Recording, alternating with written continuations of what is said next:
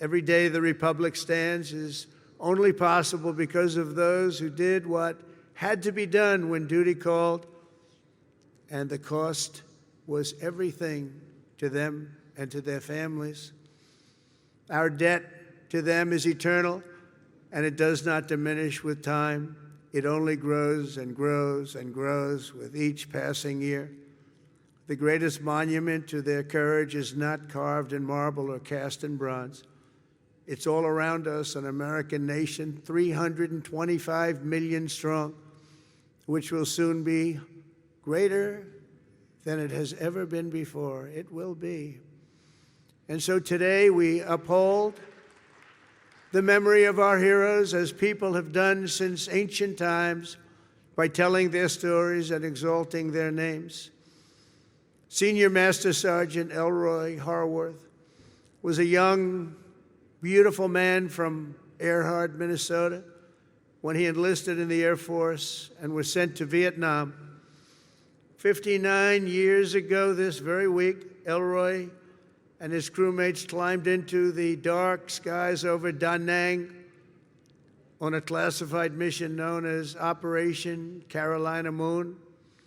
Their aim was to blow up a key enemy bridge, and while other crews had tried and failed, they were determined to try and get it done in face of extreme danger, and they knew how bad it was. As their C-130 closed in on its target, and Elroy jockeyed his 5,000 pounds of explosives into position, the aircraft came under unbelievably intense fire. They'd never seen anything like it. Try as they might, they were hit as the plane swung low and they went down deep in enemy territory. Elroy was just 24 years old when he gave his life for America, leaving behind a beautiful young wife who was 7 months pregnant.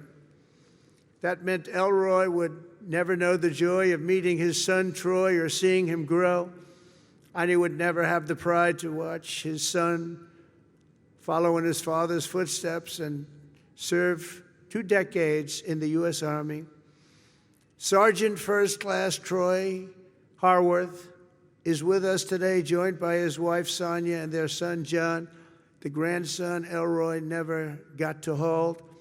Thank you, Troy, and thank you, John, and above all, thank you, Elroy. Thank you very much. Please stand up. Thank you, wherever you may be.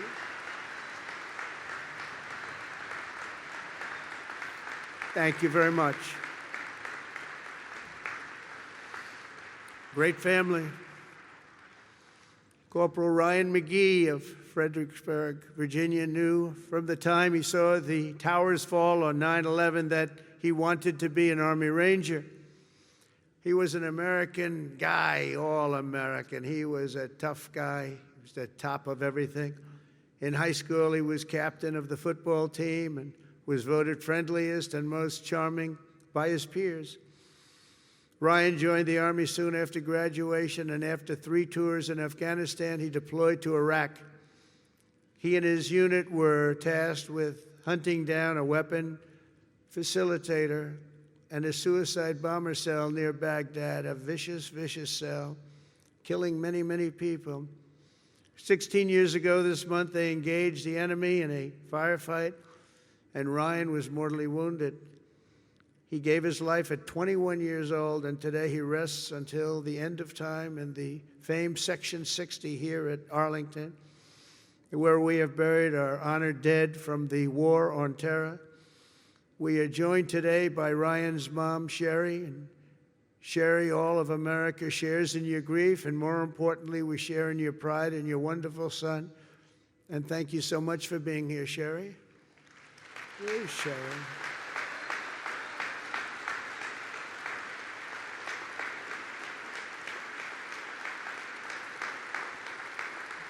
Thank you, Sherry.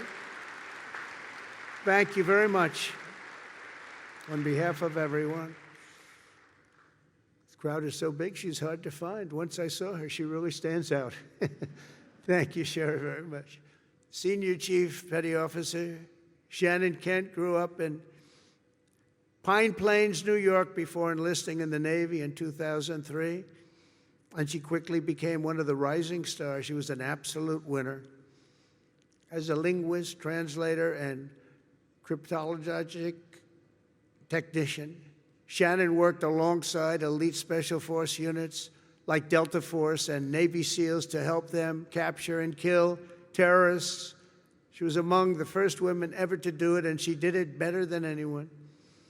In January 2019, Shannon was on her 5th combat deployment, embedded with a team hunting ISIS terrorists through the streets of Syria when a suicide bomber detonated his weapon, killing Senior Chief Kent and 3 other wonderful, beautiful Americans. She left behind her husband, Joe, and their 2 sons, 3-year-old Colt and 18-month-old baby Josh. Today, Shannon rests in peace on these grounds alongside her comrades. To her boys, Colt and Josh, who are here this morning, now aged 9 and 7, let me say your mom was a hero, and her love, her strength, and her spirit are always with us and always be with you. She loved her boys. To Joe, the boys, Shannon's parents, Mary and Stephen, and her sister Mariah, Shannon's name will live forever in the chronicles of true American patriots. I just want to thank you, and thank you so much for being here in honor of your magnificent family member. Stories like Shannon's, Ryan's, and Elroy's remind us of the real meaning of the day. And I want to just say, please stand up wherever you may be. The boys, I want to see those boys. Where are you?